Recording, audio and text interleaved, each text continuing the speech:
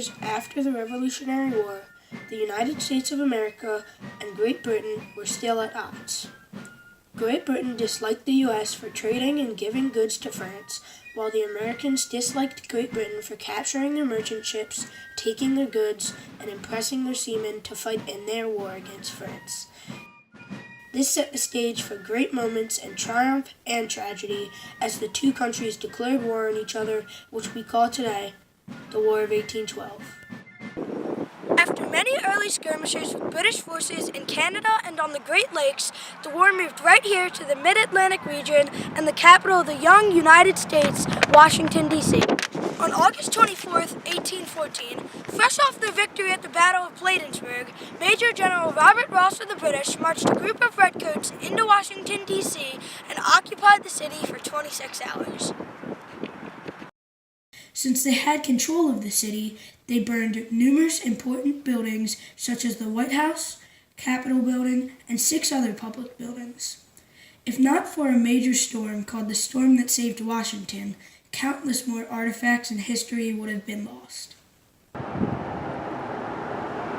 Meanwhile, President James Madison was forced to quickly flee to nearby Brookville, Maryland to keep the U.S. government intact, while his wife Dolly was instrumental in saving countless paintings and artifacts from the White House.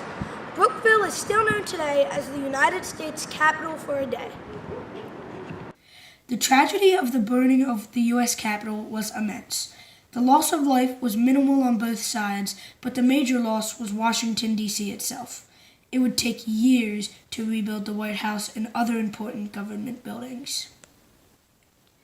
After the burning of Washington, D.C., the tide of the war turned with 2 more battles in Maryland, the Battle of North Point and the Battle of Baltimore, a great triumph for the United States that is now engraved in our history. At the Battle of North Point, Major General Robert Ross and the British Army sailed up the Chesapeake Bay with his soldiers and landed on the shores of Maryland at North Point. The area was already occupied by U.S. troops of the 3rd Brigade, led by General John Stricker. The British won the battle as the U.S. troops had to retreat, but the Americans were able to score a significant strategic victory. Major General Robert Ross, the most important general for the British, was killed. This created confusion within the soldiers, and an expected land attack on Baltimore never happened. While the British land forces waited at North Point, the superior British fleet sailed into the Baltimore harbor to try and take over the city. Baltimore in the early 1800s was a major shipping point for the new United States. It was said at that time that if Baltimore was lost, the U.S. would lose the war.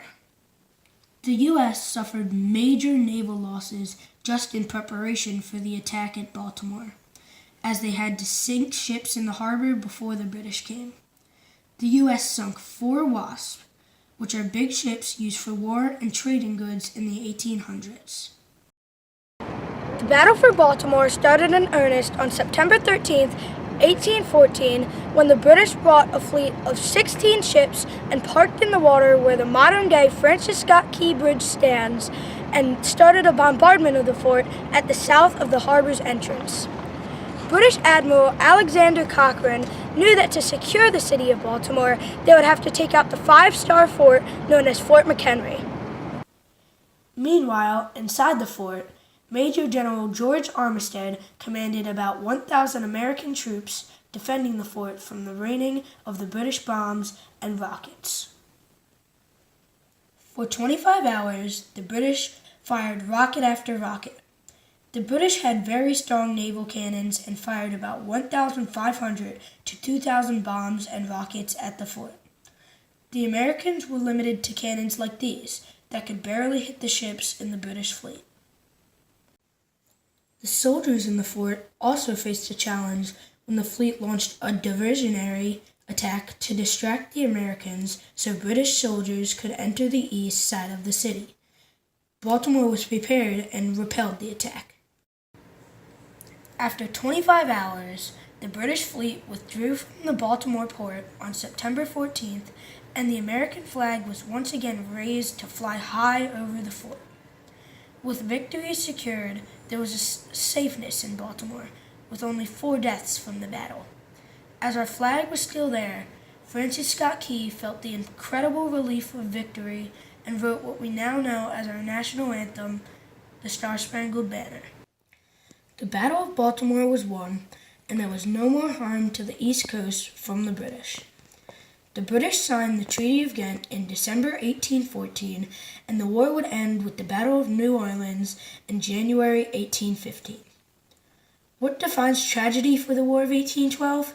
For America, it was the tragedy of watching their capital being occupied and burned. Of course, the biggest tragedy was the loss of life.